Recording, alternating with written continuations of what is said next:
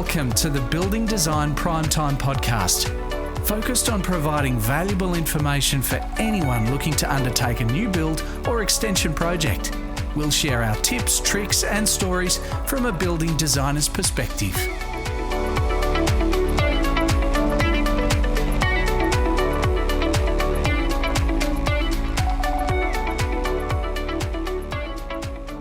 Hello and welcome to the Building Design Primetime Podcast. I'm your host Amelia, and once again we're joined by Frank Geskus. Hey Amelia, Happy New Year. Yeah, happy 2024. This is our first podcast back for 2024 New Year.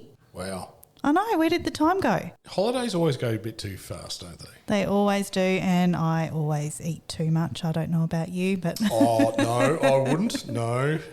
A few indulgent beverages as well, maybe? Oh, surely not. No. Not you. No.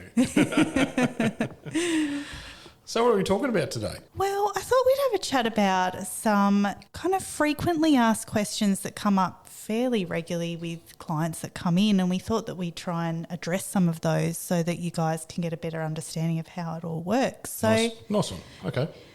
What do you think about how do I stay in touch with my budget? Oh, there's a good one. And it's a very good question. And it's not easy. Let's be totally honest about this. In the current climate where increases of building costs have gone pretty quick, we've had projects just recently that had a budget, we're all on track, but the build costs went at such a rate, by the time we had all the building approvals, it didn't make their budget anymore. That's a really scary thing. It was. Yeah. It's not as bad now. We know where it's sitting in, but it was a combination of products, subbies, a whole range of things that the price just went very quickly up. And we had in Tasmania, we had some very big price increases, and I'm sure the rest of Australia has as well. So that's been challenging, and especially when they're not heavily financed as well, it can be really challenging there as well. But we've been able to come back and adjust a few things, reduce a few things, and make an amendment to the plans. So what sort of things do we need to do in order to address those fears that people come in with, Sure. and blowing their budget? Because that is, I guess, the biggest fear is... Oh, look, and even for myself, I've been through it myself. And in and I'll give you the hint, being a designer, we're probably, a bit harder on ourselves. This is when we want more. But the bottom line is, you've got to be clear on what the budget is. Okay? Dollar figure, that's fine. But making sure, does that cover the base build of the house, or do you need to have your driveway, your fences, your curtains, you need a deck out the back, you need to put a shed up, those types of things you've got to consider. So the budget has to cover a lot of those things. The budget would cover your designer fees, all the other consultants that you're going to use, and there's generally 5 consultants you need for every project. So the budget has to allow for all those items. So when you're planning these, just be open and honest. Will that be enough? Well, yes, it'll be enough for the build, but have you allowed for all the permit fees, our fees? And that's why I give full comprehensive fee proposals to say, well, building surveyor will approximately cost you this. And you get all these approximates all the way through for your consultants because they can't give you a fixed price on something that hasn't been drawn yet. So it's being upfront and honest and what their expectations are, because we do have it where some people think, a deck's included in the house. Well, it is included in the builder's price, but it's not the base build of the house, okay? Once you've established that, then you can work back from, I need to allow for a driveway, X amount of dollars, a deck, a shed, am I going to allow landscaping? Do I have to, brand new subdivision, do I have to put fences up? Yeah, that's a really good point. And there's one bit, and we've spoken about this before when choosing land. Does your land actually increase the cost of the build? Is it a site that is difficult to build on? And that could be from anything from slope, or it's heavily vegetated. Could be full of rock. It could be full of rock, covered with a nice skim of topsoil and nice grass, and underneath you've got a few surprises there. And your geotech doesn't always pick that up because there's only 1 or 2 holes on site, and you can't always pick that up. But we know from experience certain sites have got plenty of underlying rock. And sometimes it can be good because you can actually do a cheaper floor system than you can when it's just highly reactive clay. But there's also the other side. We've got floating rocks in the clay. They're a pain. You got to pull them all out and you've got a big hole there. Oh, wow. So there's a lot of variables in that. So it's being very clear on that budget. And then you've got to have a thing called contingency. This is having a percentage of your build that is not part of your build. So if you're looking at a $500,000 house, for argument's sake, you allow 10% minimum on a brand new build. If you're on a really steep site, say 20. Okay. because that's the variability you can have on a steep site. Then that gives you a bit up your sleeve for price increases or unexpecteds, and also budget doesn't mean a lot unless you've got a fixed price with a builder. Because if you've got a builder, it'll be approximately this, well, the budget won't work with an approximate with a builder. You want it fixed. Sure. Unless you change your mind. So lots of variable, you just think about the budget. A lot of things have to be in a line to make sure you can stick to that. And then you sort of got to look at the other side of it as well. That's obviously for a new build, but you've also got extensions. Yep, which are even harder. Yeah. So do you need more of a contingency for that? Yes, we'd say minimum at 20%. And that depends on the type. If you're going up for second floor, I'd say 30%. Wow. Because there are things you don't know and you're like, oh, wow, that's rotted out. Oh, this. Anything with extensions and there's double handling, we try and design them generally so you can build without breaking a hole through the wall of the house. So all the extensions done, cut a hole through, last thing. So there's not too much double handling and mess through the house. It doesn't always work that way. Sometimes it's a Reno plus extension. That's usually how it works. And then it's just a lot of mess. You're living in a lot of mess. So... yep, just what it is. It's also being upfront with your budget and you keeping notes for yourself too. And also your budget is dictated by your selections. So Fittings, fixtures, all that sort of stuff. yeah, true. But even on your base build, you've got to look at your cladding. Yeah, that's a good point. So if you've chosen, oh, I love this thing I saw in the magazine, yeah, it's great. So brick veneer might be $130, $120 a square metre, but you've chosen this cladding that's $240. But you don't know that. So this is where you've got to get advice from your designers and whatnot too. Designers, we don't know 100% all the costs because we don't work in that space all the time. We're not getting prices all the time. But we offer a service with someone who can price it for you rather than a builder. He's a professional estimator. And we use it as an indication, are we on track or not? We try and do that really early. If you've got a builder, you're working with a builder, and we do lots of work with builders and their clients, and then the builder can make sure it keeps it on track as well. You've seen the prices of different carpets. You got, $50 a square metre to $200 a square metre. Oh, it's crazy. Of course, and that's no different with your joinery, your tiles, your tap fittings. So you've got to look at your base build and then the money left over to do all your selections inside. So it's something we can assist with. That's the crux of it. And there's probably more details within that as well. But it comes down to your selections every time. Once you've got the base build, selections will kill your budget. Yeah, hopefully that answers that a little bit. Yeah. And maybe some because we'll keep touching on this with future podcasts. Budget always pops up, and rightly so. Oh, always. And I guess it is one of the biggest fears, I think, that, of course, that people have when they go into such, big projects. But also you don't know what you don't know. When you go into these meetings, don't feel like you're a dummy.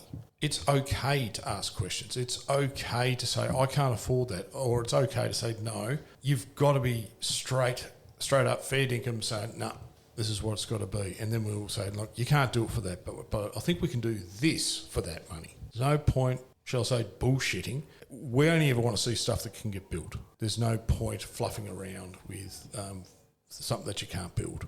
And that's why I guess budget is one of the biggest conversations Certainly. Right at the beginning of the process. But also we find things through the project, like the consultants go, oh, the geotech came up really bad. Oh, it's going to add another $7,000 or $8,000 to the footing. Oh, the actual crossover is in the wrong spot for your garage, or we need to widen it. It's going to cost you another $5,000 to widen it. Oh, hang on. Your water connection's right next to your driveway, so you can't widen it. So if you want to move it a metre, it's going to cost you X amount of dollars. That may sound weird, but it's happened heaps of times. Oh, I can imagine. So that's just one thing people are concerned about, and rightly so stay on top of that. Getting ripped off by your builder. Oh, this one makes me so sad. This happens more than I'd like to say. But I'd also like to put a positive spin. There's plenty of happy people with builders too, okay? I'm a big believer in asking, again, lots and lots of questions of your builder and test them, interview them, qualify them, go see their previous customers. And I give this advice all the time, go see their other work. Are they happy customers?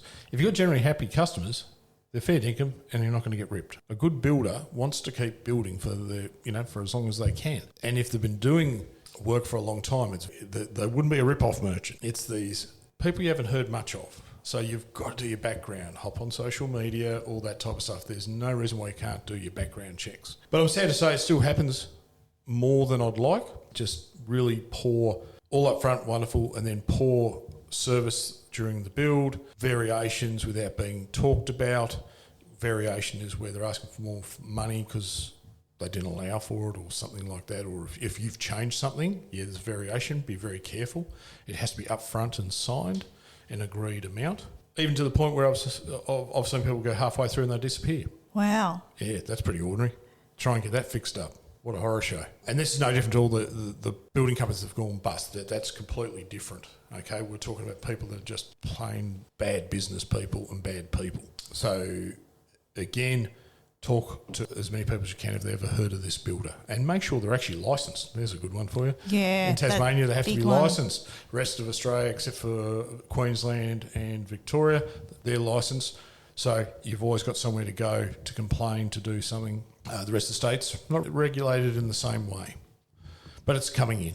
I was going to say that's really surprising that kind of Tassie's paving the way for that. Well, we weren't. Victoria, I think, were first and then us. Okay. And then, Queensland had it for a fair while. So, but they're all slightly different systems. But there should be consumer protection on this. And New South Wales does, I'm pretty sure, has some pretty good consumer protection on it. But they're still dodgy. And always have a contract, always have written agreements. Okay, even if it's just doing a bathroom reno, have a hand sketch, have a contract. Just do it. Don't even think about it. Say, no, I don't want to do this. Says, I want to have a contract, so we haven't agreed.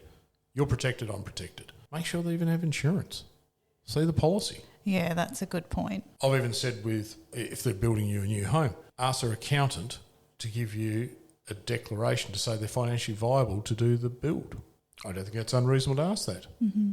Do a credit check if you're doing a build. If you're about to drop $500,000 with a builder, do a credit check. It's a lot of money. Why wouldn't you do it? Yeah, it's a big investment.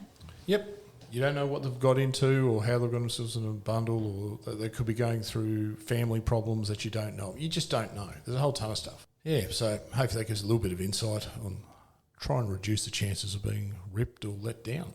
Yeah, and just go over the contract too, I think, with a fine-tooth comb. But even go to Master Builders, HIA, take the contract. If they usually use one of those contracts, go into them. Is this right? You know, get someone else to look over it for you. Double check. There's no harm in just getting someone to double check the contract and making sure what you've asked for, you're actually getting. If you've asked for a certain type of tap, make sure you're getting that. If you ask for, Tasoak vanity, wall-hung vanity with some crazy-ass concrete top on it, make sure you're getting it specifically, and it's in the contract. And talk to other, again, I think referrals are the best.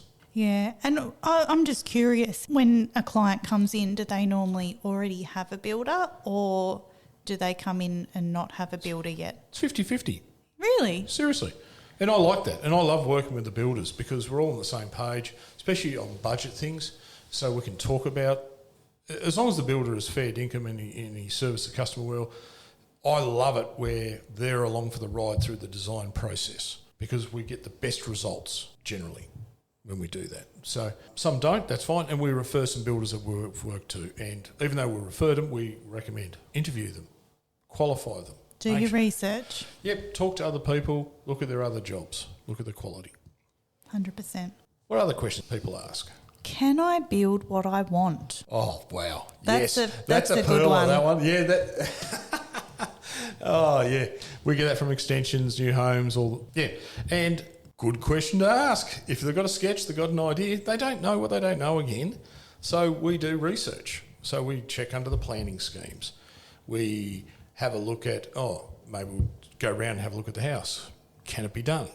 Type of house, age of house, what's around the block, can they get the garage in how they want it? It could be a whole ton of things. I've got a pool that's going to hang out of the ground, 4 metres out of the ground on a job. Can I do it? Wow. Or you use a shipping container pool, don't you? Yeah. A shipping container pool, is that a thing? You serious? I didn't know that. Yeah. You got shipping containers converted into pools. They're awesome. Oh, I never thought of that. Yeah, you crane them in. I've heard people, certain in the big cities, they can go hire them for the summer. Wow, that's cool. That's what I thought. So it makes sense to use one of those because then you build the steel frame and then put all the decking around and all the requirements for pool safety. Yeah, big shipping container full of water. Well, not quite. It's fiberglass and heaters and filters and all that. But yeah. Anyway, just an example. Digress there a bit. Yeah, that's very cool. I can't believe I didn't know that. Yeah, and don't feel scared to ask, can I build? It's not just what I want. I have this idea. can I build this? And we get it more than you think, and we do a little bit of checking. If it's tricky, then we go into an agreement called a feasibility study, and we do a lot more research on that for them, and we write a little bit of a report. Because you might go, I want to do this, this and this. Yep. Can I do it? Don't know. Because under the planning scheme, it might say, oh, you're restricted, or you want to build there, but you might be covered by flora and fauna overlay, which means there's some rare plants and things like that, apparently, based on planning maps and all the rest of it. You could be over a landslip, you could be over a pipe. Cute furry animal overlay. That's what I call it. That's the priority habitat. Yes, that's not the real name, cute furry animals. But we have so many cute furry animals here in Tasmania. They're everywhere. We're very lucky, yes. Well, can be. There's so many of them. So unbelievable.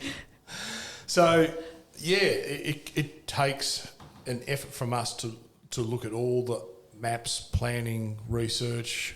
One of my favourite ones is, because Tasmania's titles are generally, could be up to 200 years old, their title could see a street, and we just had one just recently. There's a street next to it. Oh, yeah, no worries. We can come off that street. And then what has happened during the process, once we've done the research, it's actually only says street on title, but it's actually a privately owned piece of land that everyone uses to gain access to the back of their houses. Oh. So it looks like it's probably about 100 odd years old. It might have been used in the years of, when you had the long drop or whatever and the night cart. Anyway, everyone uses it. It's just a gravel track. But since council doesn't own it, you can't actually have legal access of it. That's interesting. It was. And how do you get around that? You don't use that access. You use the access off the road. Yeah, right. It was more convenient to use that as part of the design. So we're just going to go, yeah, okay, we'll have a look at this. But what's interesting, I'll digress a bit, on this one in particular, Tas Networks have got their power lines up there. Telstra have got their lines up there. Tas Water have got a water line up through there. And it's private. It's actually privately owned. Wow.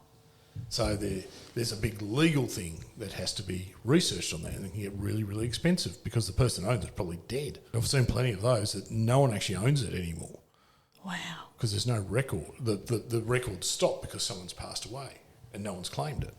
And it's actually useless. It's actually a liability to someone. And council doesn't pick it up because there's another road they've got to maintain, or it actually is a gravel track. They've got it legally, they have to put a road in. So they don't want to take it on.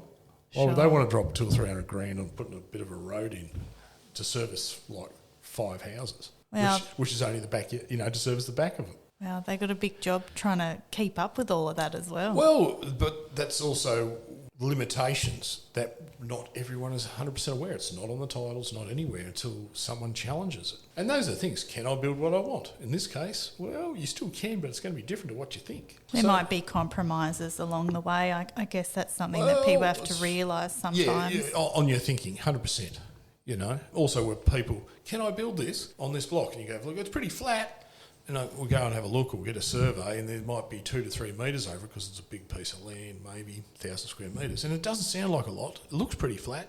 But by the time you put a house on it, let's just say a house, say 250 square metres, might be 22 metres long, something like that. One end of the house is hanging out by about 1 metre and a bit. Yeah, yep. Again, that's where the contingency, we're talking about budget, because that might add, anywhere but 3 or 4% to the total cost of the build. Yeah, that's a lot of money when you add that up. It is, but you didn't realise, but it looks flat. Yeah, I know. Or you've got to cut it in and you've got to put a retaining wall in. And, you're going to pay $300, $400 a square metre for a retaining wall, maybe. Yeah. So, yeah, that's where, can I build what I want? Maybe, let's check it out. Yeah, it takes a bit of research, a bit of it does. Understanding of the site. And in some cases, council planning, they won't make comment until we actually make an application.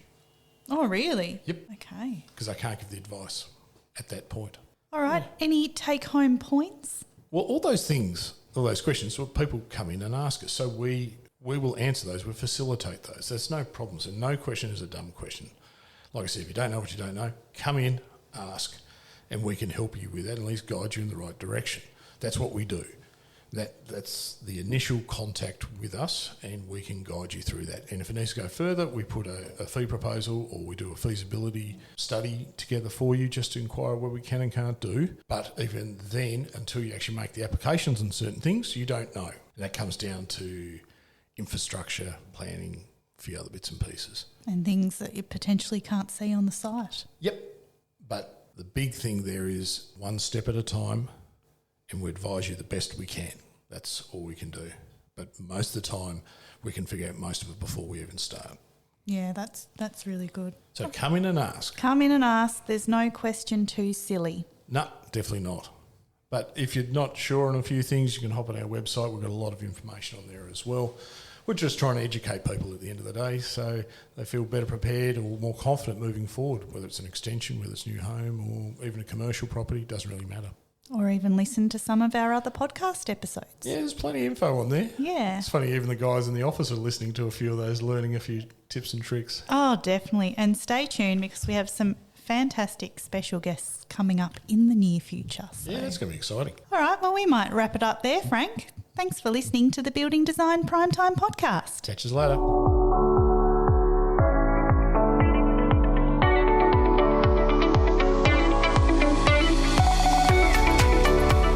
You're listening to the Building Design Primetime Podcast.